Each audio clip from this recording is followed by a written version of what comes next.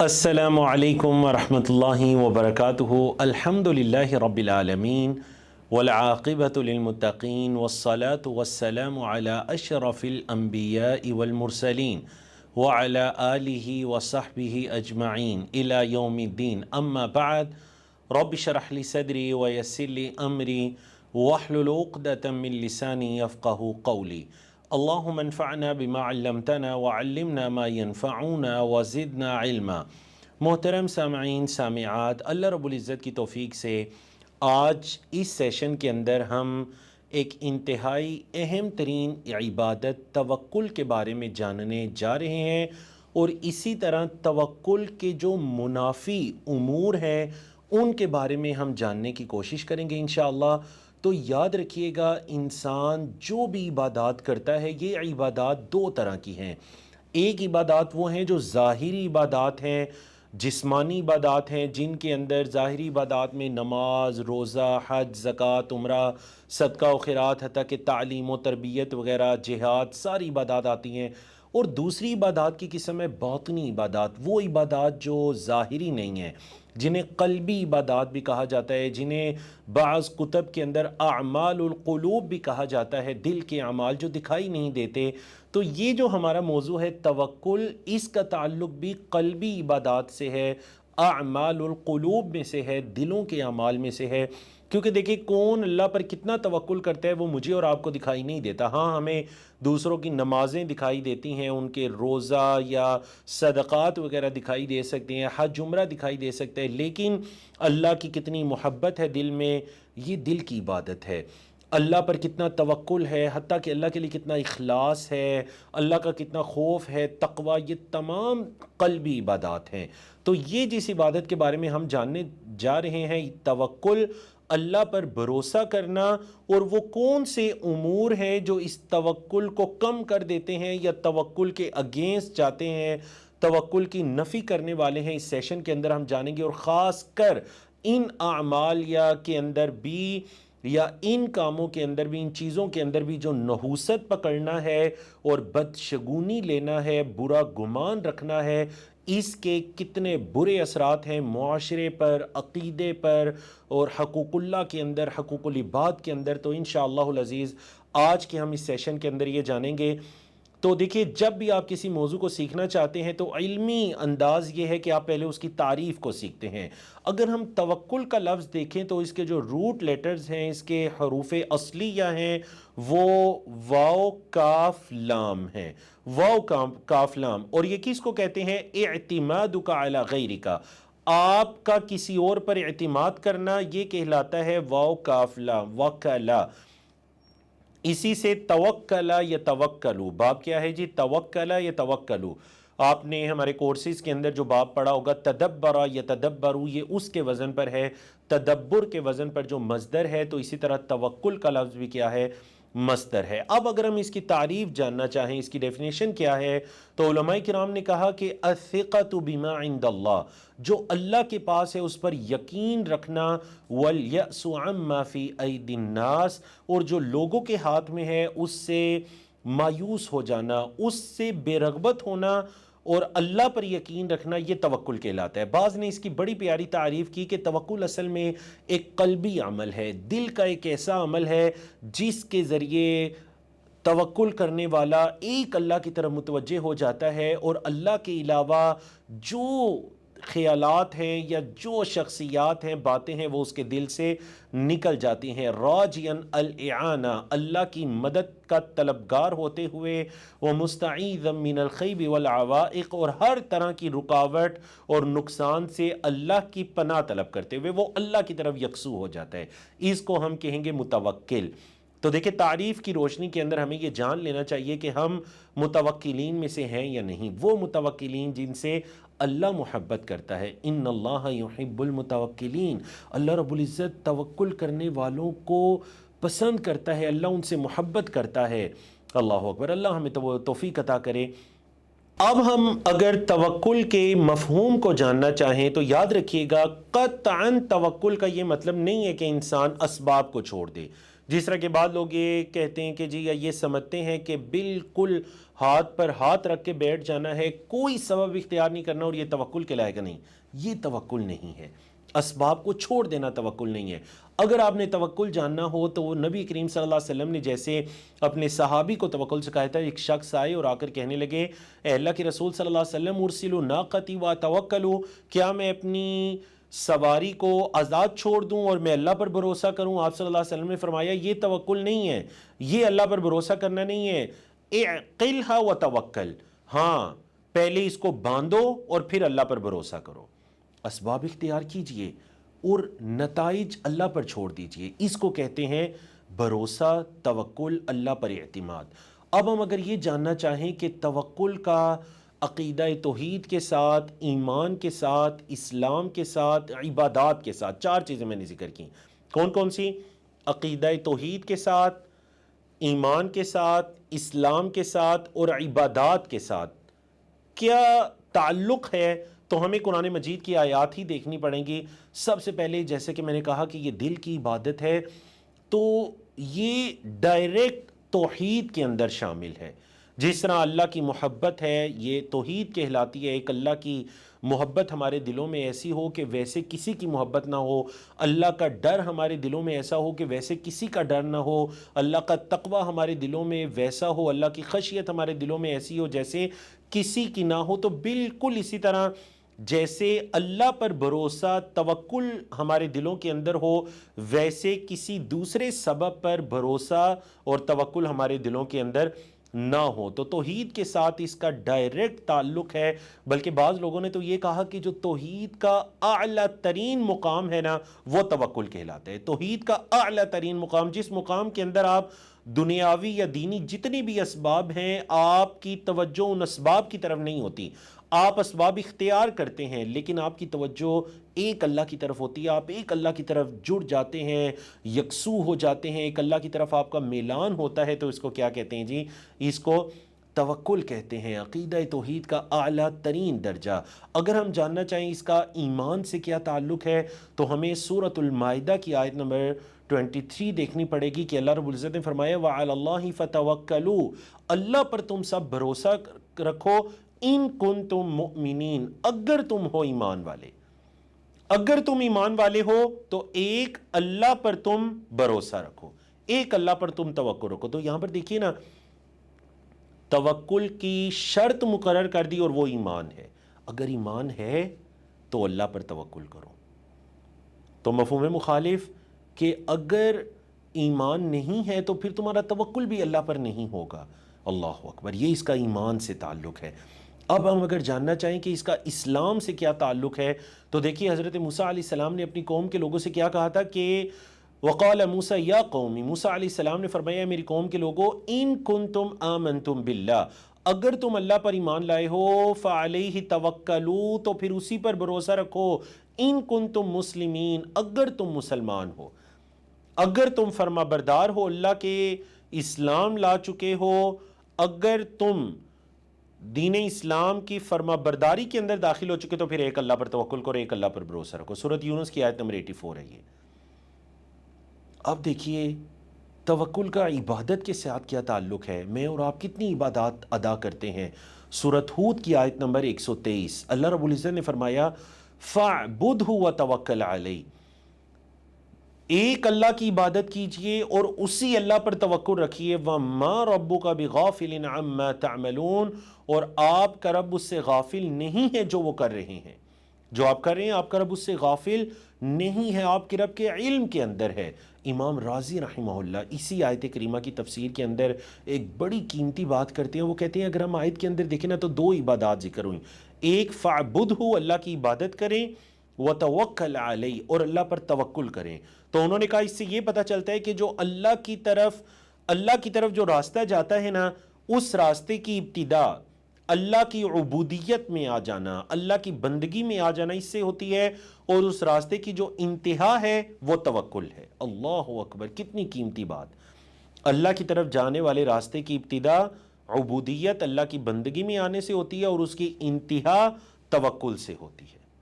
اور کہتے ہیں یہی وجہ ہے کہ آیت کریمہ میں ان کی ترتیب کو ملحوظ خاطر رکھا گیا۔ اللہ اکبر۔ اب ہم اگر یہ جاننا چاہیں کہ انسان کے توکل پر، اللہ پر بھروسہ کرنا، اس میں اضافہ کیسا ہوگا، تو یاد رکھیے گا اللہ پر ایمان جتنا مضبوط ہوگا اتنا اللہ پر بھروسہ اور توکل مضبوط ہوگا، کیونکہ اللہ رب العزت نے فرمایا سورۃ الانفال کی آیت نمبر 2 کے اندر کہ انما المؤمنون الذین اذا ذکر اللہ وجلت قلوبہم، مومن تو وہ ہیں کہ جب اللہ کا ذکر کیا جاتا ہے تو ان کے دل ڈر جاتے ہیں، وَإِذَا تُلِيَتْ عَلَيْهِمْ آيَاتُهُ زَادَتْهُمْ ایمانا، اور جب ان پر اللہ کی آیات کی تلاوت کی جاتی ہے تو ان کا ایمان اور زیادہ ہو جاتا ہے۔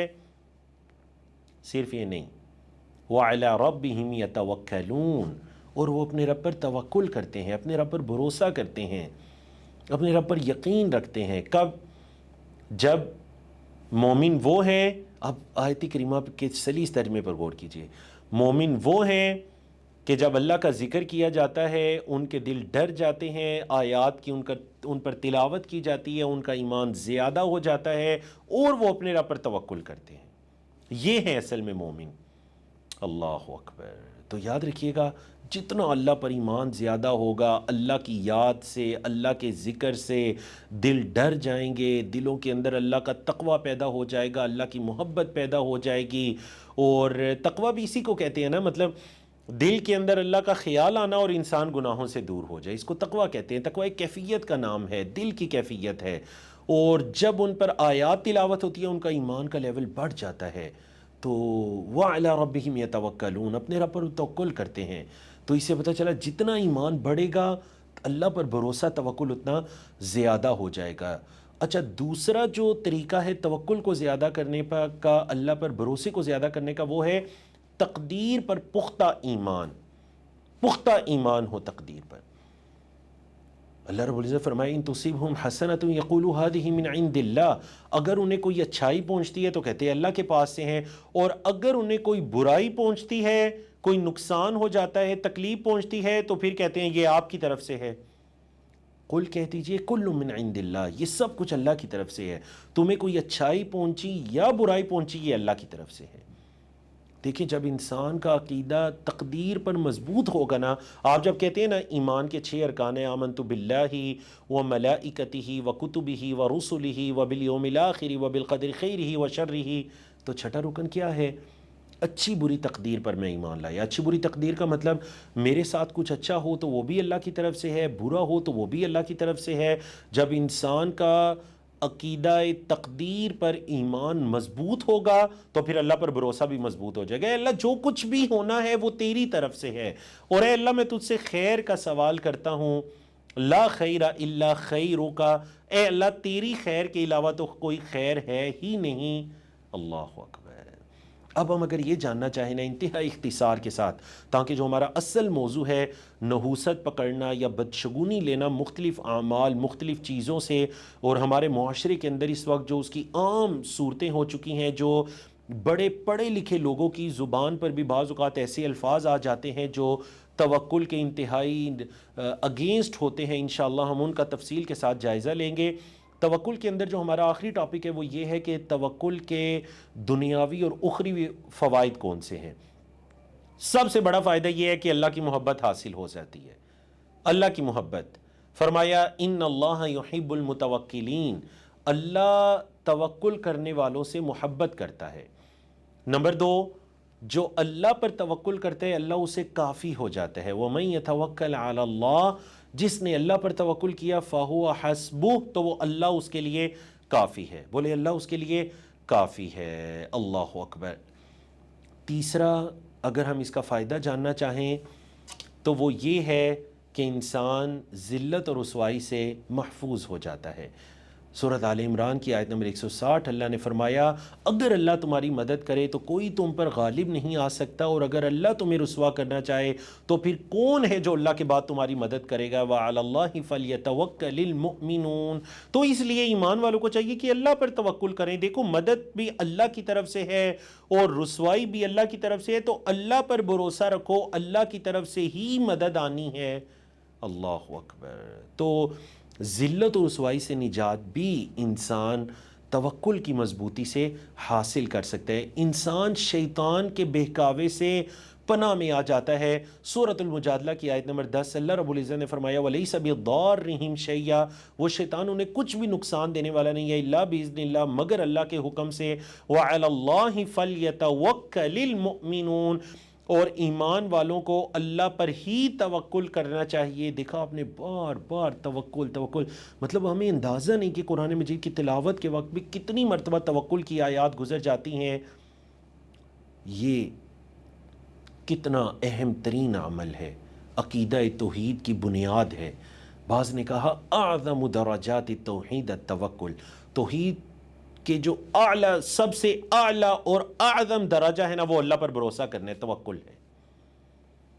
پریشانیوں سے نجات۔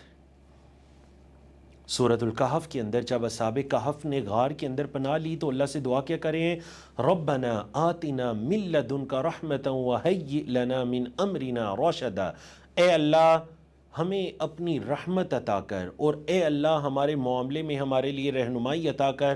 فضربنا علی آذانہم فی الکہف سنین عددا، کئی سال تک ہم نے ان کے کانوں پر مہر لگا دی اس غار کے اندر، تو انہوں نے اللہ رب العزت پر توکل کیا، بھروسہ کیا، اللہ سے دعائیں مانگی، اسباب بھی اختیار کیے، دین کو بچایا، قوم کو چھوڑا، قبیلے کو چھوڑا، افراد کو چھوڑا، اور جا کر ایک غار کے اندر پناہ لی اپنے دین کو بچاتے ہوئے، اسباب اختیار کیے، اللہ رب العزت نے ان کے دین کو بچا لیا۔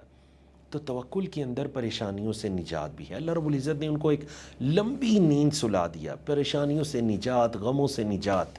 آپ دیکھیے نا، کوئی آپ کی جان لینا چاہتا ہے اور آپ اپنا گھر بار، اہل و عیال، کنبہ، قبیلہ، وطن چھوڑ کر کہیں بھاگ کر گئے ہیں، اس وقت دل کی کیا کیفیت ہوگی؟ میرا مال، میرے رشتہ دار، میرا وطن، میری برادری کیا بنے گا؟ کیسے واپس آؤں گا؟ اللہ نے ان کو توکل کرنے کے بدلے میں اللہ نے ان کو نجات دے دی پریشانیوں سے، غموں سے۔ یہ دنیا کے فائدے تھے۔ اگر ہم آخرت کے فائدے جاننا چاہیں تو اس کے اندر آگ سے بچاؤ ہے۔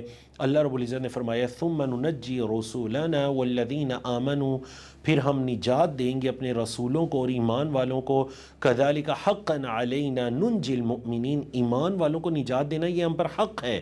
تو پتہ چلا ایمان کا ایک درجہ توکل ہے، توکل کرنے والوں کو اللہ نجات دے گا قیامت کے دن، جنت میں ان کے لیے داخلہ ہے۔ اللہ رب العزت نے فرمایا جو لوگ ایمان لائے، انہوں نے نیک اعمال کیے، سورۃ العنکبوت آیت نمبر 59، کیا بدلہ ہے ان کے لیے؟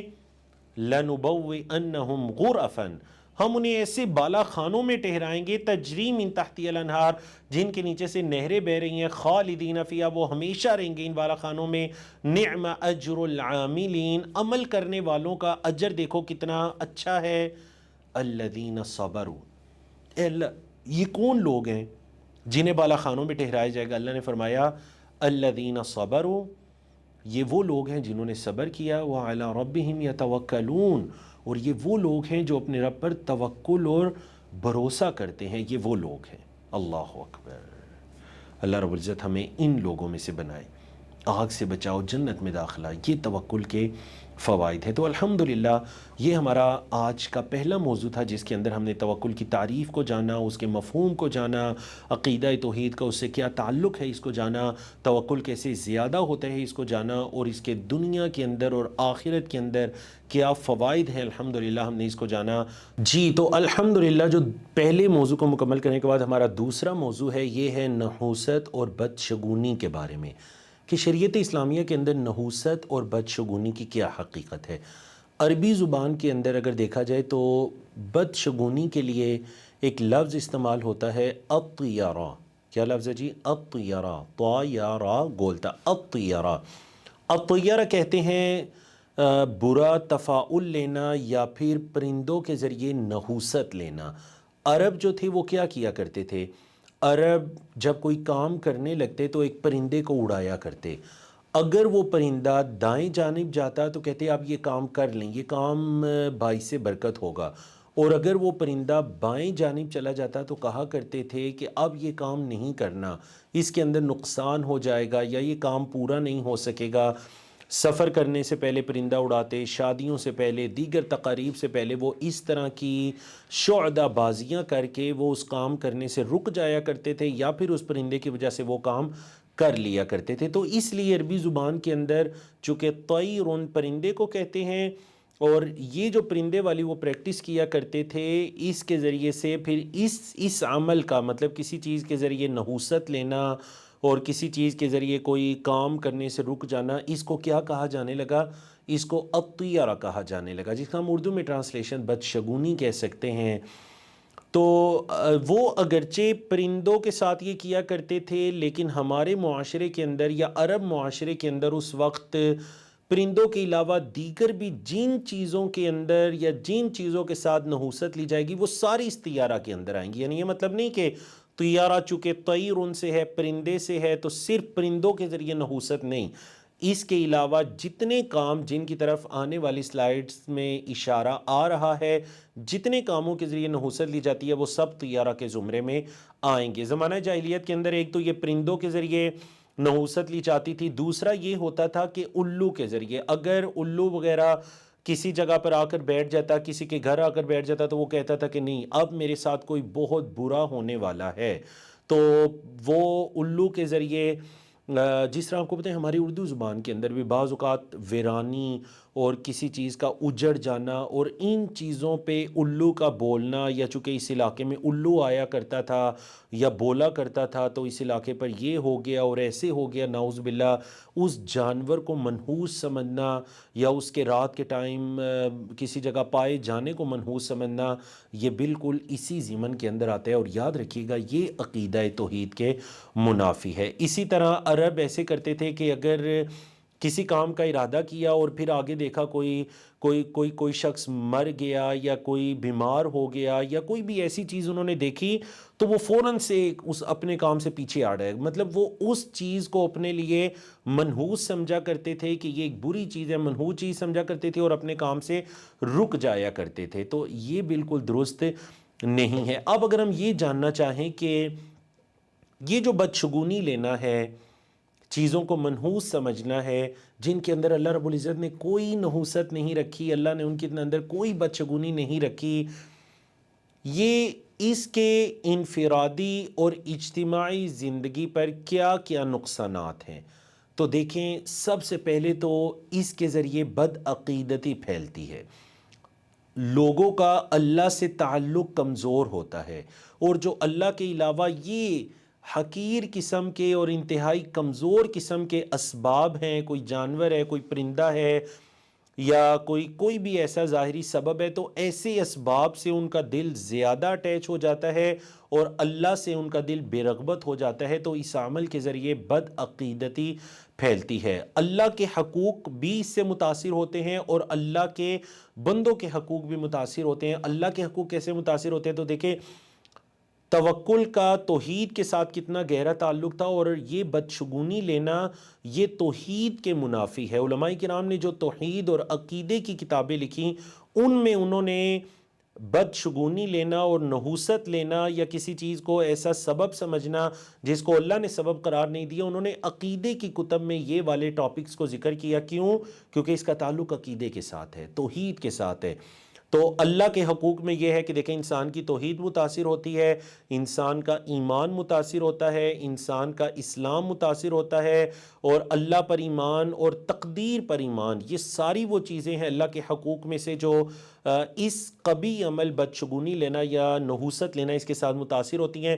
اب اگر ہم یہ جاننا چاہیں کہ اللہ کے بندوں کے حقوق کا کس طرح سے پامالی ہوتی ہے، تو دیکھیں، دوسروں کے بارے میں برا گمان، چونکہ یہ صبح میں نے اس کی شکل دیکھی تھی تو اب میرا دن ایسے گزرے گا، نعوذ باللہ من ذالک، دوسروں کے بارے میں برا گمان، نفرت، حسد، بغض، کینہ، دوسروں کے بارے میں شک کرنا، اور پھر اس کا نتیجہ قطع تعلقی، کہ یہ جو فلاں رشتہ دار ہمارے گھر آتے ہیں نا، ان کے آنے سے، یہ جب بھی آتے ہیں نا، یہ بری خبر آتی ہے ان کے آنے سے۔ بتائیے، خاندانوں میں ایسی باتیں ہوتی ہیں یا نعوذ باللہ؟ اس سے پہلے بھی یہ آئے تھے تو گھر میں بیماری آ گئی تھی، اب یہ آئے تو پھر گھر میں بیماری آ گئی، حالانکہ بیماری اللہ کی طرف سے ہے۔ وَبِالْقَدْرِ خَيْرِهِ وَشَرِّهِ کا کیا مطلب ہے؟ رشتہ داروں کا یا کسی کے آنے جانے سے بیماری کا کیا تعلق ہے؟ تو اس سے انسان کے آپس کے رشتے بھی متاثر ہوتے ہیں، تک کہ قطع تعلقی تک بات اور نوبت پہنچ جاتی ہے۔ اب دیکھیں، یہ جو توکل کے منافی ایک تو چیز آپ نے یہ پڑھی، کہانت ہے، نحوست لینے والا ہے، آنے والی سلائیڈ کے اندر ہم مزید اس کے بارے میں بات کریں گے۔ دوسری جو چیز توکل کو انتہائی متاثر کرنے والی ہے نا، وہ ہے کسی کاہن اور نجومی کے پاس جانا اور اس سے پوچھنا، سوال کرنا۔ اس کے پاس جانا بھی کبیرہ گناہ ہے، لیکن جا کر اس سے سوال کرنا، استفسار کرنا، یہ بھی کیا ہے جی؟ یہ بھی کبیرہ گناہ کے زمرے میں آتا ہے۔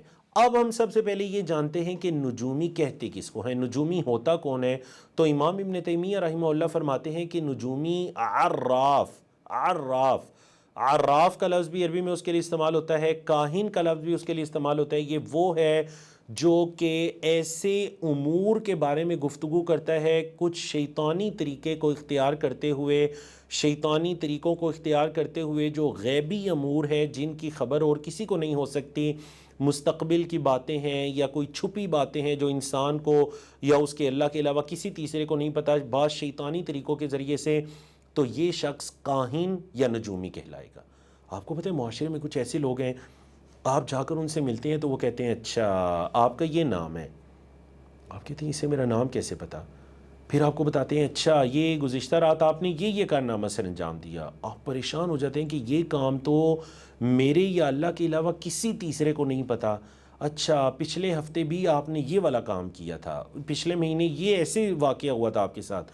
آپ حیران رہ جائیں گے اور آپ سمجھیں گے کہ شاید اس بندے کے پاس بڑا کامل قسم کا علم موجود ہے کہ جس نے مجھے ایسی باتیں بتا دی جو اللہ کے علاوہ کوئی نہیں جانتا۔ تو یاد رکھیے گا اس کے پاس کوئی کامل علم نہیں ہے، بلکہ اس کے پاس تو شیطانی علم ہے، اس کے پاس رحمانی علم، اللہ کی طرف سے کوئی علم نہیں ہے بلکہ شیطانی علم ہے۔ اس نے جادو کا سہارا لے کر، جنات کا سہارا لے کر، خبیث قسم کی مخلوق کا سہارا لے کر اس نے آپ کی وہ باتیں کسی طرح سے معلوم کیں اور پھر وہ آپ کے سامنے بتا رہے ہیں اور اپنے علم کی ڈھاس کو آپ پر بٹھا رہے ہیں، حالانکہ یہ علم نہیں ہے، یہ تو شیطانیت ہے۔ اس کو کاہن اور نجومی کہتے ہیں۔ نبی کریم صلی اللہ علیہ وسلم نے فرمایا جو کسی کاہن کے پاس آیا اور اس نے اس کی بات کی تصدیق کی تو وہ ایسے ہی ہے جیسے اس نے محمد صلی اللہ علیہ وسلم پر نازل کردہ پیغام کے ساتھ کفر کر دیا، اس نے اس کا انکار کر دیا۔ اور ایک حدیث کے اندر یہ آتا ہے کہ جو کسی عراف کے پاس آیا، نجومی کے پاس آیا اور اس نے صرف اس سے سوال کیا، یہاں تصدیق کا تذکرہ نہیں ہے، تصدیق کی پھر تو محمد صلی اللہ علیہ وسلم پر نازل کردہ کا کفر ہوا، یہاں پر صرف سوال ہے۔ وہ اس کے پاس آیا اور آ کر اس نے اس سے سوال کیا تو آپ صلی اللہ علیہ وسلم فرمایا لم تقبل لہ صلاۃ 40 لیلہ، 40 راتوں تک اس کی نماز قبول نہیں کی جاتی، 40 دنوں تک اس شخص کی نماز قبول نہیں کی جاتی۔ لیکن یہاں پر یہ مسئلہ بھی سن لیجئے گا کہ نماز قبول کیے جانے کا یہ مقصد نہیں ہے کہ وہ 40 دن کے لیے نمازیں پڑھنا چھوڑ دے گا، وہ نمازیں پڑھے گا، لیکن جو اللہ کے ہاں قبولیت کا درجہ ہے وہ اس کو نہیں ملے گا اس گناہ پر وعید کی وجہ سے۔ اور بعض علماء یہ کہتے ہیں اگر اس نے توبہ استغفار کر لیا تو پھر اللہ رب العزت قبول کرے گا اس کے گناہوں کو، اور اگر وہ نمازیں نہیں پڑھے گا نا، کہ قبول تو ہونی نہیں ہے، اگر وہ نمازیں نہیں پڑھ رہا تو پھر اسے نماز کو چھوڑنے کا گناہ بھی ملے گا، یعنی وہ نمازیں ہر حال میں پڑھے گا، اور یہ اس کی وعید ہے۔ اب دیکھیں نبی کریم صلی اللہ علیہ وسلم نے ایک حدیث کے اندر یہ بھی ارشاد فرمایا کہ وہ شخص جس نے کسی چیز سے بدشگونی کو لیا یا اس کے لیے بدشگونی کو لیا گیا، یا پھر اس نے کسی سے کہانت، یا پھر اس نے خود سے کہانت کی یا کسی سے کہانت کروائی اپنے لیے، تو آپ صلی اللہ علیہ وسلم نے ان دونوں طرح کے لوگوں کے بارے میں بتایا لیس منا، اس کا ہم سے کوئی تعلق نہیں ہے۔ بعض علماء نے کہا لیس علی ملتنا، وہ ہماری ملت پر نہیں ہے، بعض نے کہا لیس علی طریقتنا، بعض نے کہا لیس علی دیننا، وہ ہمارے دین پر نہیں ہے، ہمارے طریقے پر نہیں ہے، ہماری ملت پر نہیں ہے۔ اللہ اکبر۔ اور بعض اوقات انسان کسی کاہن نجومی کے پاس جاتا ہے، وہ اس کو بتاتا ہے کہ یہ چیز آپ کے لیے درست نہیں ہے، یہ نحوست کا باعث ہو سکتی ہے، اور وہ کوئی کام کرنے سے رک جاتا ہے، یا پھر اس نے کسی پرندے کو دیکھا، یا ہمارے معاشرے میں وہ کالی بلی اگر راستہ کاٹ گئی وہ فوراً بندہ واپس پلٹ آتا ہے کہ اب میرا دن برا گزرے گا، میں گھر کے اندر دن گزارتا ہوں، میں سفر نہیں کرتا، نعوذ باللہ من ذالک۔ نبی کریم صلی اللہ علیہ وسلم کی حدیث سن لیجئے، آپ نے فرمایا جس کو بدشگونی نے کسی بھی کام سے واپس لوٹا دیا تو گویا اس نے شرک کیا، گویا اس نے شرک کیا۔ اگر کسی کو بدشگونی نے برے گمان کے لینے نے، نحوست کے لینے نے اگر کسی کو کسی کام سے روک دیا، وہ کام کرنا چاہتا تھا لیکن یہ ذہن میں خیال آیا، بدشگونی لی اور وہ کام کرنے سے رک گیا، فرمایا اس نے ایسے ہی ہے جیسے اس نے شرک کیا۔ کیسے شرک کیا؟ دیکھیں، کیونکہ جو بھی اس کائنات کے اندر معاملہ وقوع پذیر ہوتا ہے وہ ایک اللہ کے حکم سے ہے۔ ایک پتا بھی اللہ کے حکم کے بغیر نہیں ہل سکتا۔ کوئی تر ہے، کوئی خشک پتا بھی درخت سے گرنا چاہتا ہے، اللہ کے حکم کے بغیر نہیں گر سکتا۔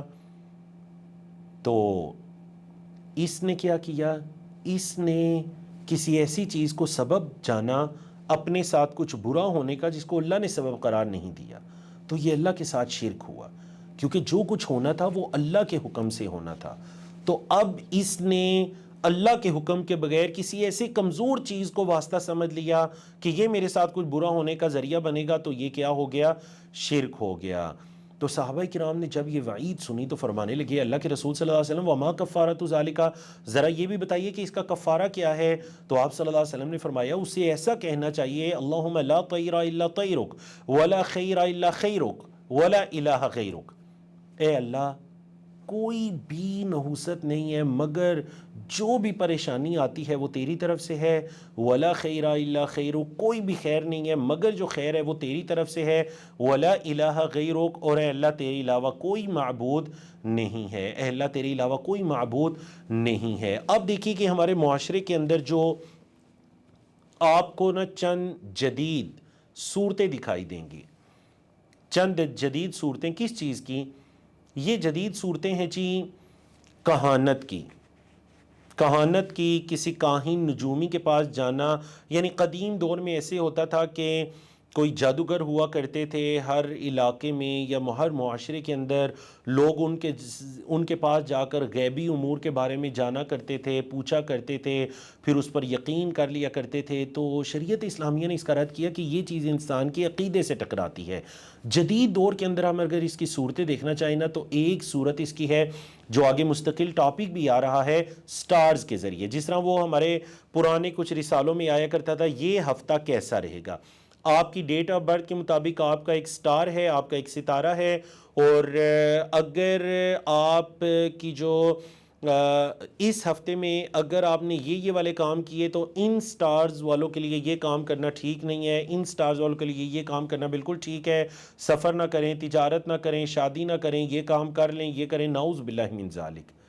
اس کو پڑھنا، دیکھنا، اپنی تاریخ پیدائش کے مطابق اس سٹار کو جاننا، سیکھنا، کسی سے پوچھنا، یہ سب شرک کے زمرے میں آئے گا، اور تفصیل آگے آ رہی ہے۔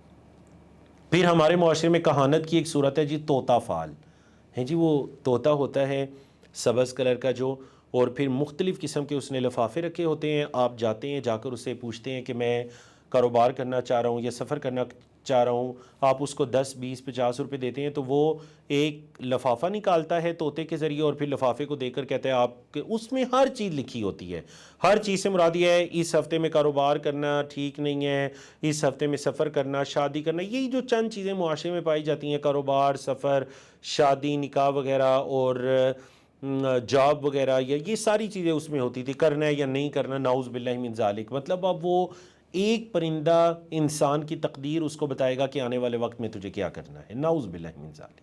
تو دیکھیے نا یہ چیزیں کس قدر ہمارے ایمان اور عقیدے سے ٹکراتی ہیں۔ ہاتھوں کا دکھانا، ایسے افراد ہیں جی جا کر انہیں ہاتھ دکھاتے ہیں تو وہ کہتے ہیں اچھا یہ والی جو لائن ہے یہ رزق کی ہے، یہ والی لائن اولاد کی ہے، یہ والی لائن شادی کی ہے، اچھا آپ کے ہاتھ میں ابھی اگر یہ والی لائن نہیں ملی، آپ یہ والا کام کریں، پھر ہاتھ میں یہ والی لائن ہوگی تو پھر آپ کا یہ کام ہو جائے گا، نعوذ باللہ من ذالک۔ دونوں ہاتھوں کو ملائیں تو یہ دیکھیں یہ بن رہے آپ کے ہاتھ میں، نعوذ باللہ من ذالک۔ یہ سب کہانت کہلاتی ہے۔ کیا یہ ہاتھوں کی لکیریں جن کو اللہ نے پیدا کیا، انسان کا ایک ایک پور اللہ نے پیدا کیا، کیا یہ لکیریں انسان کی تقدیر بنائیں گی یا اس کو تقدیر بتائیں گی؟ نعوذ باللہ من ذالک۔ عقیدہ تقدیر کتنا مضبوط عقیدہ ہے، ایمان ہے، یہ عقد سے ہے، گرہ لگا دینا، اور یہ حقیر قسم کے اسبابوں میں بتائیں گے کہ کیا تبدیلی ہو رہی ہے کیا نہیں۔ پھر وہ ہندو معاشرے سے کچھ مسلمانوں نے ایک چیز کو لیا، کنڈلی ملانا، یہ بھی کہانت ہے کہ وہ تاریخ پیدائش جان کر، وہ خاص کر شادی کے وقت میاں بیوی کی آپس میں تاریخ پیدائش کے ذریعے حساب لگا کر کنڈلی وغیرہ ملایا کرتے تھے۔ پھر ایک ہوتا ہے جی علم الاعداد، علم الاعداد وہ کیسی ہوتے ہیں؟ مثال کے طور پر میرا نام زین ہے تو زا کا جو عدد ہے وہ یہ ہے، یا کا عدد یہ ہے، نون کا عدد یہ ہے. ان تینوں اعداد کو اگر کاؤنٹ کریں گے تو اتنا بنے گا. اب وہ جو بنا پھر اس کے مطابق دیکھتے تھے، اچھا اس میں 12 کا عدد آ رہا ہے تو یہ کام آپ 12ویں مہینے میں کریں تو ٹھیک رہے گا. اچھا چونکہ اس میں 9 کا عدد آ رہا ہے تو ہاں اگلے مہینے 9ویں مہینے میں یہ کام ٹھیک کرے گا. نعوذ باللہ من ذالک. اس طرح سے وہ کاہن لوگوں کو مختلف لائنیں لگا کر اور حساب و کتاب لگا کر بتایا کرتے تھے کہ یہ کام کرے نہ کرے. نعوذ باللہ من ذالک. یہ سب کہانت کہلاتی ہے. بولے یہ سب کیا کہلاتی ہے؟ یہ بدشگونی اور کہانت کہلاتی ہے. اور اکثر کاہن قسم کے لوگ اس طرح کے یہ کام کیا کرتے تھے. تو یہاں تک ہم نے 2 موضوعات کو مکمل کیا، ایک بدشگونی لینا جسے آپ طیارہ کہتے ہیں، اور دوسرا کہانت وغیرہ، اور ان کا آپس میں ایک تعلق بھی کہ جو کاہن لوگ ہیں وہی اکثر لوگوں کو بدشگونی وغیرہ کی طرف، طیارہ کی طرف، برے گمانوں کی طرف وہ لے کر جایا کرتے تھے. اب ہم شریعت کے اندر ایک چیز دیکھیں جو جائز ہے، اسی چیپٹر کے ضمن میں جو چیز جائز ہے اسی موضوع میں، وہ ہے الفعل الحسن، اچھی فعل. اچھی فعل. اللہ کے رسول صلی اللہ علیہ وسلم نے فرمایا صحیح بخاری مسلم کی حدیث کے جو فعل ہے نا وہ صحیح ہے. پہلے یہ فرمایا لا طیارہ، کوئی بدشگونی نہیں ہے شریعت میں. وخیرها الفعل، اور جو سب سے بہترین چیز ہے نا وہ فعل ہے. صحابہ کرام نے پوچھا وما الفعل یا رسول اللہ، اے اللہ کے رسول صلی اللہ علیہ وسلم ذرا بتائیے کہ فعل کیا ہے؟ آپ صلی اللہ علیہ وسلم فرمایا فعل یہ ہے کہ الکلمۃ الصالحہ یسمعها احدکم، فعل اچھی بات ہے جو تم میں سے کوئی سنتا ہے. اچھا کلمہ، اچھی گفتگو. مثال کے طور پر آپ کوئی کام کرنا شروع کرتے ہیں، کاروبار ہے، تجارت ہے، ارادہ کرتے ہیں، اسی دوران آپ کی ملاقات کسی نیک انسان سے ہوتی ہے اور وہ آپ کو اچھی سی دعا دیتے ہیں. آپ کو وہ کہتے ہیں میں آپ کے لیے دعا کروں گا کہ اللہ رب العزت آپ کے مال میں، آپ کی تجارت میں برکت بتائے. آپ کہتے ہیں او اچھا میں تو کل تجارت شروع کرنے کا ارادہ کر رہا تھا. تو یہ ایک اچھی بات ہے جو آپ نے سنی، ٹھیک ہے، یہ فعل حسن ہے، اس میں کوئی حرج والی بات نہیں ہے کہ آپ وہ کام کریں کہ الحمدللہ مجھے ایک نیک انسان نے دعا بھی دی، ایک مسلمان نے میرے لیے دعا بھی کی، اس میں کوئی حرج والی بات نہیں ہے. فعل بالکل ٹھیک ہے. آپ صلی اللہ علیہ وسلم فعل کے بارے میں فرمایا کرتے تھے، بلکہ صحابہ آپ صلی اللہ علیہ وسلم کے بارے میں فرمایا کرتے تھے کہ کان نبی صلی اللہ علیہ وسلم یعجبہ الفعل الحسن، نبی کریم صلی اللہ علیہ وسلم کو اچھی فعل پسند تھی. ویکرہ الطیرہ، اور بدشگونی لینا نبی کریم صلی اللہ علیہ وسلم اس چیز کو ناپسند کیا کرتے تھے. اب امام ابن حجر رحمہ اللہ جو ایک مشہور عالم اور محدث اور فقیہ گزرے ہیں، وہ یہ کہتے ہیں کہ دیکھیے اچھی فعل کے اندر یہ ہے کہ نبی کریم صلی اللہ علیہ وسلم اچھے نام پسند کیا کرتے تھے. کسی کا برا نام دیکھا کرتے اس کو تبدیل کر دیا کرتے تھے. کوئی اچھے نام والا شخص ہو اس کو پسند کیا کرتے تھے.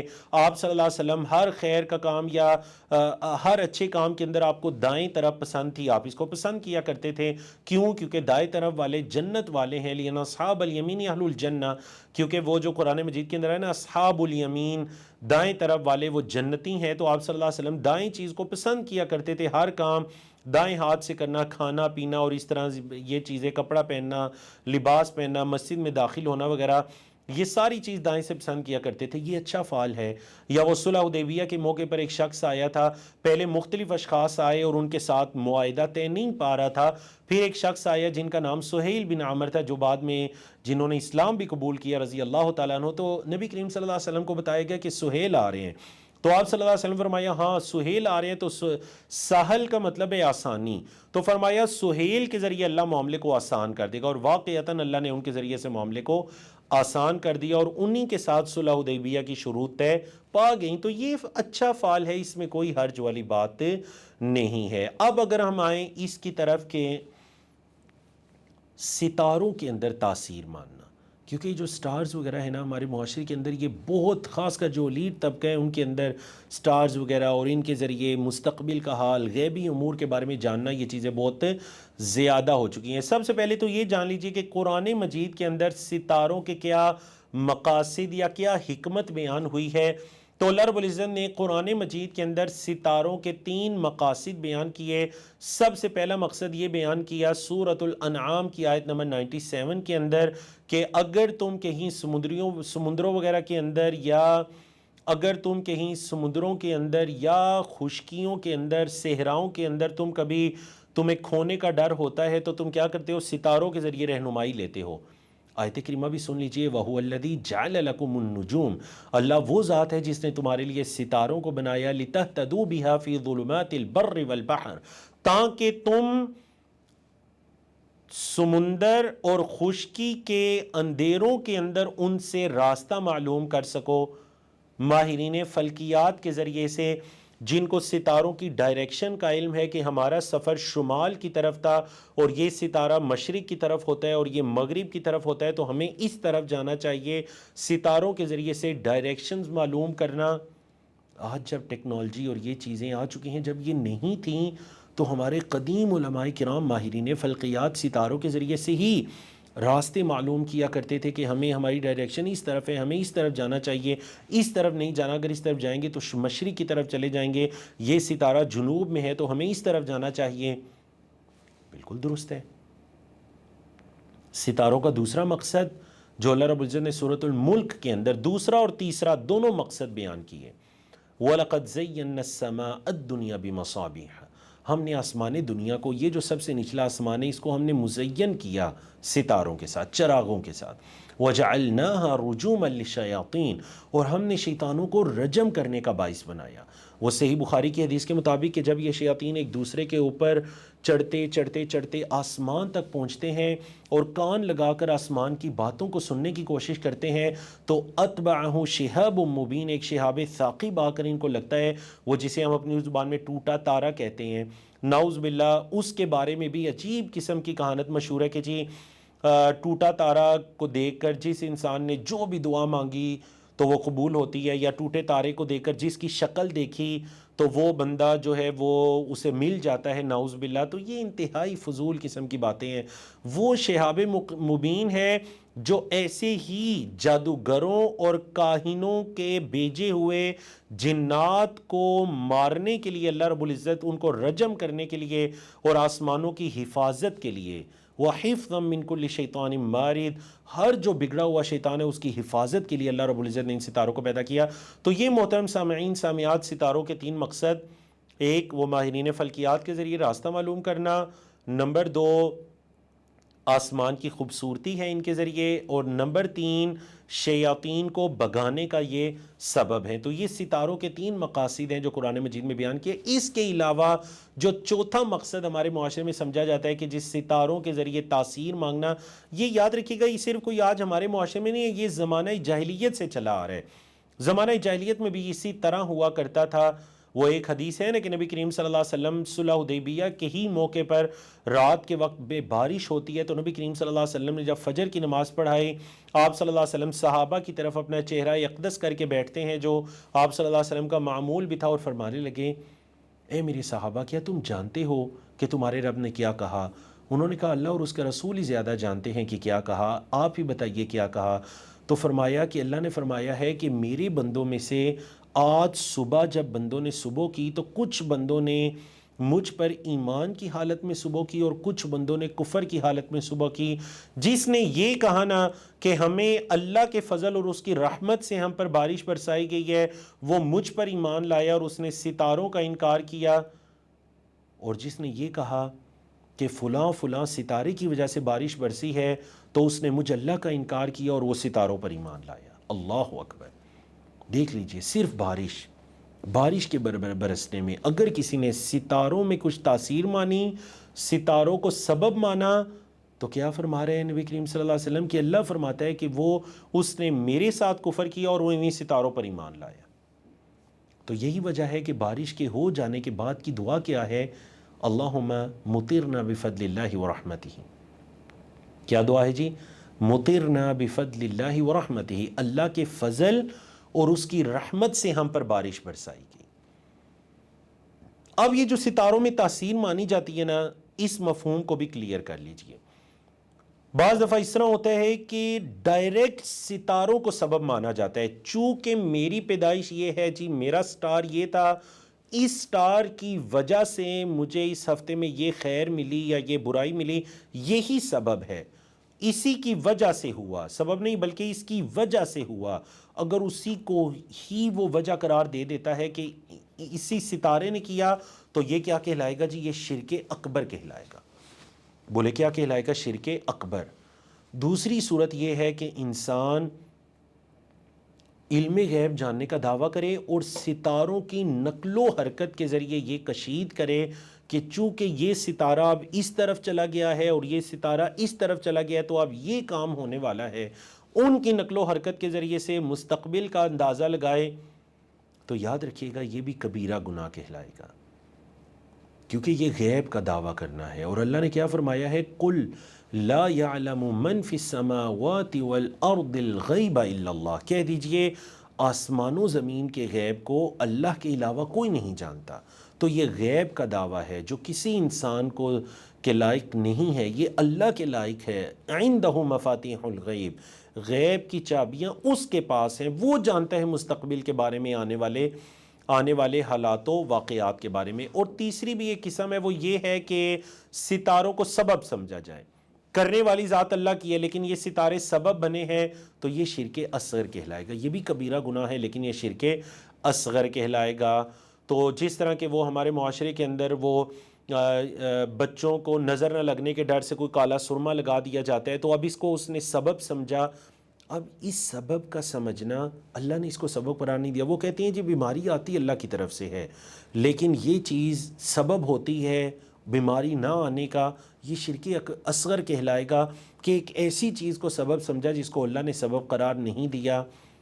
بچے کے کچھ سیاہ نقطہ لگا دینے سے، یا پھر وہ جی کیا کرتے ہیں جی، وہ نئی گاڑی لیتے ہیں اور اس کے ساتھ کوئی پرانا جوتا لٹکا دیتے ہیں، نیا گھر بناتے ہیں اور اس کے اوپر سیاہ کلر کی ہنڈیا کو رکھ دیتے ہیں۔ دیکھیں یہ ساری بدشگونی کی قسمیں ہیں۔ میں یقین سے کہتا ہوں ہم جس معاشرے میں رہتے ہیں پاک و ہند کے، ہم نے اکثر ایسی چیزوں کو دیکھا ہوگا، سنا ہوگا، ہمیں پتہ نہیں کہ یہ عقیدہ توحید سے کس قدر ٹکرانے والی چیزیں ہیں اور ہمارے عقیدے کو کس قدر نقصان پہنچانے والی چیزیں ہیں۔ اگر ہمیں اس چیز کا اندازہ ہو جائے تو ہم کبھی بھی یہ کام نہ کریں۔ اگلی صورت کی طرف چلتے ہیں یا اگلے موضوع کی طرف چلتے ہیں جی۔ ہمارا یہ آج کا غالباً سیکنڈ لاسٹ موضوع ہے، اور یہ ہے سفر کے مہینے کو منحوس سمجھنا۔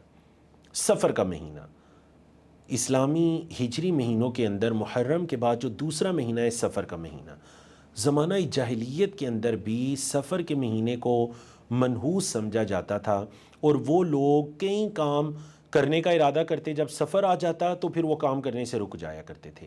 وہ دو طرح کی غلطیاں کرتے، ایک تو یہ کہ سفر کے اندر نحوست وغیرہ پکڑا کرتے تھے، اور دوسرا وہ کام یہ کرتے تھے کہ محرم کے بعد جب سفر آتا تو ان مہینوں کو آگے پیچھے کر لیا کرتے، سفر کو کسی اور مہینے کی جگہ پر لے جاتے، دوسرے مہینے کو اس کی جگہ پر لے آتے۔ تو اللہ نے سورۃ توبہ آیت نمبر 37 میں جو فرمایا نا، انما النسیء زیادۃ فی الکفر، کہ یہ جو مہینوں کو آگے پیچھے کرنا ہے نا، یہ کفر کے اندر زیادتی ہے۔ اللہ نے یہ کیوں فرمایا؟ ایک تو اللہ کے ساتھ کفر کرتے اور دوسرا اللہ کے بنائے ہوئے مہینے کو اپنی مرضی کے مطابق آگے پیچھے کرتے ہو۔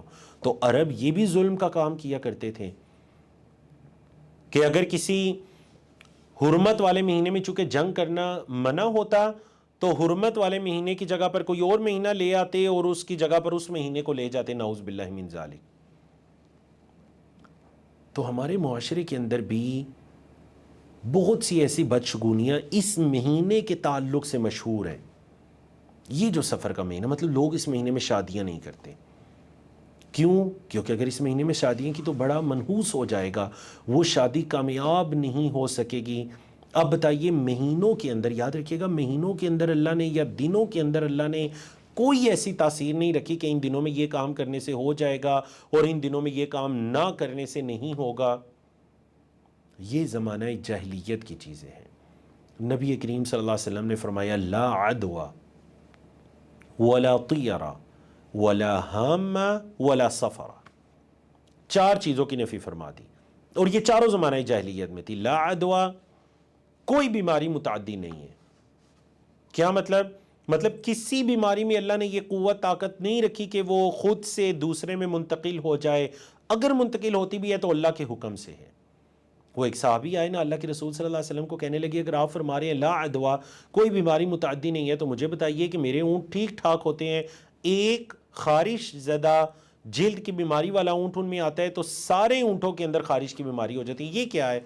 تو نبی کریم صلی اللہ علیہ وسلم فرمایا مجھے بتاؤ اگر اس اونٹ کی وجہ سے بیماری پھیلی تھی فمن اعدل اول، تو بتاؤ کہ پہلے اونٹ کو کیسے وہ بیماری لگی تھی۔ اللہ اکبر، صحابی خاموش ہو گئے، کوئی جواب نہیں۔ پہلے اونٹ کو اللہ کے حکم سے لگی ہے تو اللہ کے بندو باقی اونٹوں کو بھی تو اللہ کے حکم سے لگی ہے، تو کوئی بیماری بذات خود متعدی نہیں ہے، اگر پھیلتی ہے تو اللہ کے حکم سے پھیلتی ہے، پہلے فرد کے اندر بھی اور باقی افراد کے اندر بھی۔ تو زمانہ جاہلیت میں یہ جو بدشگونی تھی نا کہ بیمار انسان سے انتہائی نفرت کی جاتی تھی، اس کو بالکل الگ کر دیا جاتا تھا، یہ بھی عقیدہ توحید ایمان کے منافی امر ہے۔ ولا طیرہ، شریعت اسلامیہ میں بدشگونی بھی نام کی کوئی چیز نہیں، جو ہم تفصیل سے پڑھ کر ہیں۔ ولا ہامہ، ہامہ کس کو کہتے ہیں جی؟ ہامہ یہ وہ ایک پرندہ ہے جو رات کے وقت میں اکثر ویران جگہوں پر وہ بھٹکتا پھرتا ہے اور ایک اونچی آواز کے ساتھ چیخو پکار کرتے ہوئے، مطلب چیخو پکار کی طرح کی اس کی آواز ہوتی ہے اور وہ بھٹکتا پھرتا ہے۔ عرب یہ سمجھا کرتے تھے کہ اگر کوئی شخص قتل ہو گیا اور ہم نے اس کے قتل کا بدلہ نہ لیا تو اس شخص کی روح ایک پرندے میں چلی جائے گی اور وہ پھر ایسے ہی بھٹکتا پھرے گا۔ فرمائے ولا ہامہ، ایسی کوئی بات نہیں ہے۔ یا کہتے تھے کہ وہ پرندہ پھر آ کر گھر کے منڈیر پر بیٹھ جائے گا جب تک کہ اس کا بدلہ نہ لیا جائے۔ ولا سفر، اور یہ جو سفر کے بارے میں بدعقیدتی ہے نا، سفر بھی کوئی نہیں ہے کہ مطلب سفر کوئی منحوس مہینہ ہے، اس کے اندر یہ کام نہیں کرنا، عرب جس طرح کے سمجھا کرتے تھے ایسی بھی کوئی بات نہیں ہے۔ پھر ایک حدیث کے اندر آپ صلی اللہ علیہ وسلم نے تفصیل بتائی ترمذی کی کہ لا عدوا ولا سفر، کوئی بیماری بذات خود متعدی نہیں ہے، سفر کا مہینہ نہیں ہے۔ خلق اللہ کل نفس، اللہ نے ہر جان کو پیدا کیا، فکتب حیاتہا، تو اس کی حیات زندگی کو لکھ دیا، ورزقہا، اس کے رزق کو لکھ دیا، ومصائبہا، اور اللہ نے اس پر آنے والی مصیبتوں کو بھی درج کر دیا، لکھ دیا۔ تو یہ کیسے ہے کہ لوگ اس مہینے میں شادیاں نہیں کرتے؟ حالانکہ حضرت علی رضی اللہ تعالیٰ عنہ اور حضرت فاطمہ رضی اللہ تعالیٰ عنہ کا نکاح سفر کے مہینے میں ہوا تھا۔ آپ صلی اللہ علیہ وسلم کا جو سفر ہجرت تھا وہ سفر میں ہوا تھا۔ سفر کے مہینے میں سفر نہیں کرتے کہ جی ٹریولنگ نہیں کرنی، کوئی نقصان ہو جائے گا، حالانکہ نبی کریم صلی اللہ علیہ وسلم نے تو ہجرت کا سفر بھی اس مہینے میں کیا۔ خیبر کا جو سفر تھا، غزوہ خیبر کا، وہ اس مہینے میں ہوا۔ کئی اہم سفر آپ صلی اللہ علیہ وسلم کی زندگی کے اس مہینے کے اندر ہوئے۔ اللہ اکبر۔ تو یاد رکھیے گا، سب سے آخری موضوع کہ جو ہمارے معاشرے کے اندر مختلف جانوروں کو، پرندوں کو یا مختلف اسباب کو سبب سمجھ لیا جاتا ہے کسی مصیبت کے آنے کا، یا کسی مصیبت کے آ جانے کے بعد کسی کو سبب بنا لیا جاتا ہے، ان کی کوئی حقیقت نہیں ہے۔ عقیدہ توحید تو یہ ہے کہ ہر خیر و شر اللہ کی طرف سے ہے، تو یہی تقدیر پر ایمان ہے، یہی توحید ہے، یہی اللہ کی وحدانیت ہے، اللہ کو ایک جاننا کہ ہر طرح کی تکلیف بھی اس کی طرف سے ہے، خیر بھی اس کی طرف سے ہے۔ پھر یہ کیسے ممکن ہے؟ اچھا چلے چیٹ کے اندر آپ بھی ذرا پلیز بتائیے گا کہ آپ کو کوئی ایسی صورت پتہ ہو، آپ کو کوئی ایسی صورت پتہ ہو جس کے ذریعے نحوست لی جاتی ہے اور وہ آپ کے معاشرے میں پائی جاتی ہے۔ میں نے جو کچھ چیزیں جمع کرنے کی کوشش کی وہ سلائڈ پر آپ کو دکھائی بھی دے رہی ہیں، آپ بھی لکھیے۔ مثال کے طور پر اگر کالی بلی راستہ کاٹ جائے تو کئی لوگ اس کو منحوس سمجھتے ہیں کہ وہ کام نہیں کرتے، آج بھی ایسا ہو رہا ہے جی۔ کالا کتا اگر آگے آ جائے تو فوراً واپس پلٹ آتے ہیں، جی کالا کتا گزر گیا۔ کوا آ جائے تو کہتے ہیں ہاں اب کوا بولا تو آج کوئی مہمان آئے گے کیونکہ صبح سے کوا بول رہے ہیں، نعوذ باللہ من ذالک۔ کیا کوے کا بولنا یا کوا آپ کی تقدیر بنائے گا یا آپ کا مستقبل بنائے گا؟ الو کو منحوس سمجھنا، یہ سب جانوروں اور پرندوں کے ذریعے نحوست پکڑنا ہے، شریعت اسلامی میں جائز نہیں ہے۔ اور اگر کسی نے ان سے نحوست پکڑی اور اس نے اس کو کسی کام سے روک دیا، فقد اشرکا، تو حدیث کے مطابق گویا کہ اس نے شرک کیا۔ اچھا، پھر مختلف اشیاء کے ذریعے، مثال کے طور پر ایک خاتون ہے، شادی ہوئی، سسرال میں آئیں، سسرال پر جیسے ہی کوئی مصیبت آئی، پریشانی آئی تو کہتے ہیں ہاں جی اس کے قدم مبارک نہیں ہوئے، جو ہی شادی ہوئی تو سسر فوت ہو گیا۔ اب سسر کی وفات کا بیٹے کی شادی سے کیا تعلق ہے؟ مجھے بتائیے کیا صرف اس خاتون کی شادی ہوئی ہے، اس کے بیٹے کی شادی نہیں ہوئی؟ بیٹے میں کوئی نہیں نحوست مانتا، وہ جو بہو آ رہی ہے اس کے اندر نحوست ماننا نعوذ باللہ شروع کر دیتے ہیں۔ بالکل جائز نہیں ہے، شرک کے زمرے تک انسان کو لے جاتی ہے، کبیرہ گناہ تک انسان کو لے جاتی ہے، آپس کی نفرتوں تک انسان کو لے جاتی ہے۔ اچھا، پھر ہمارے معاشرے میں ایک بات بڑی مشہور ہے کہ جی مغرب کے بعد اگر گھر میں کسی نے جھاڑو لگایا، پوچھا لگایا، صاف کیا گھر کو، تو اس پر کوئی مصیبت آئے گی۔ مغرب کے بعد جھاڑو لگانے سے نعوذ باللہ من ذالک، بتائیے جھاڑو کے لگانے سے جس طہارت کے بارے میں آپ نے فرمایا طہور نصف الایمان، طہارت نصف ایمان ہے، اس کا مغرب کے بعد یا پہلے سے کیا تعلق ہے؟ جب مرضی جھاڑو لگائیے، جب مرضی صفائی کیجئے، اس کا ہماری تقدیر سے یا مصیبت کے آنے سے کیا تعلق ہو سکتا ہے؟ پھر میں نے کچھ لوگوں سے پوچھا تھا، انہوں نے بتایا کہ معاشرے میں ایک یہ چیز بھی مشہور ہے کہ جی اگر آپ کے بائیں ہاتھ میں کچھ خارش ہوگی تو کہتے ہیں کہ جی آج کچھ خیر ہمیں ملے گی، اور دائیں ہاتھ میں، اگر بائیں ہاتھ میں ہوئی تو کہتے ہیں آج کوئی برا ہوگا ہمارے ساتھ۔ نعوذ باللہ من ذالک، یعنی ہاتھ میں خارش کے ہونے سے آپ کی تقدیر کا کیا تعلق ہے؟ آنکھ کا پھڑ پھڑانا، اگر دائیں آنکھ پھڑ پھڑائی تو مجھے خیر ملے گی، اور اگر بائیں آنکھ پھڑ پھڑائی تو آج کوئی نقصان ہو جائے گا، نعوذ باللہ من ذالک۔ مجھے بتائیے آنکھ کے پھڑ پڑانے سے نفع نقصان کا کیا تعلق ہے؟ شاید کوئی بیماری ہے، جا کر چیک کروا لیجئے۔ صبح صبح دکان کھولی، کوئی شخص آ گیا، اب یہ شخص آ گیا، اس نے کوئی چیز خرید لی، میرا پورا دن بہت برا گزرے گا۔ بڑے پڑھے لکھے افراد یہ بات کر دیتے ہیں، پتہ نہیں صبح کس کی شکل دیکھی تھی، یا پھر کہہ دیتے ہیں جی آج کل لگ رہا ہے میرے ستارے بڑے گردش میں ہیں۔ نعوذ باللہ من ذالک، یہ وہی ہے، یہ وہی شرکیہ عقیدہ ہے، یعنی ستاروں کی کیا گردش کی وجہ سے نعوذ باللہ آپ کے برے حالات چاہ رہے ہیں؟ کیا کسی شخص کی شکل دیکھنے کی وجہ سے برے حالات چاہ رہے ہیں؟ حالانکہ وہ شخص بھی اللہ کا بندہ ہے، آپ بھی اللہ کے بندے ہیں، شاید آپ سے زیادہ اس کے دل میں اللہ کی محبت، اللہ کا تقوی ہو۔ اس وجہ سے یہ چیزیں، ان کو اللہ رب العزت نے اسباب نہیں بنایا، شریعت کے اندر ان کو اسباب نہیں بنایا گیا۔ ان کو اسباب بنا کر ہمیں چیزوں سے بدشگونی، نحوست، برا فعل، برا گمان نہیں رکھنا چاہیے۔ اور انسان کا، ہم دوبارہ لوٹتے ہیں اپنے اصل موضوع کی طرف، توکل، اللہ پر بھروسہ۔ انسان کا اللہ پر بھروسہ، اللہ پر ایمان، عقیدہ توحید جتنا مضبوط ہوگا نا، یہ توہمات، یہ توہم پرستی، یہ نحوست، یہ بدشگونی لینا، یہ بدعقیدتی اس کے عقیدے سے اتنی کم ہوتی چلی جائے گی، دور ہوتی چلی جائے گی۔ اللہ رب العزت سے دعا ہے کہ وہ صحیح معنوں کے اندر ہمیں اپنے عقائد کو مضبوط کرنے کی، ان کی حفاظت کرنے کی توفیق عطا کرے، اور جتنی بھی ایسی چیزیں ہیں جو عقیدہ توحید کے منافی ہیں، عقیدہ توحید جن چیزوں سے کمزور ہوتا ہے، اللہ پر ایمان جن چیزوں سے کمزور ہوتا ہے، چاہے وہ نحوست پکڑنا ہے، بدشگونی لینا ہے، اور کسی چیز کو سبب سمجھنا ہے جس کو اللہ نے سبب قرار نہیں دیا، اللہ رب العزت ہمیں ان چیزوں سے اپنے عقائد کو بچانے کی توفیق عطا کرے۔ وما توفیقنا الا باللہ، اقول قولی ھذا استغفر اللہ لی ولکم ولسائر المسلمین من کل ذنب، وصلی اللہ تعالی علی نبینا محمد وعلی آلہ وصحبہ اجمعین۔ السلام علیکم ورحمۃ اللہ وبرکاتہ۔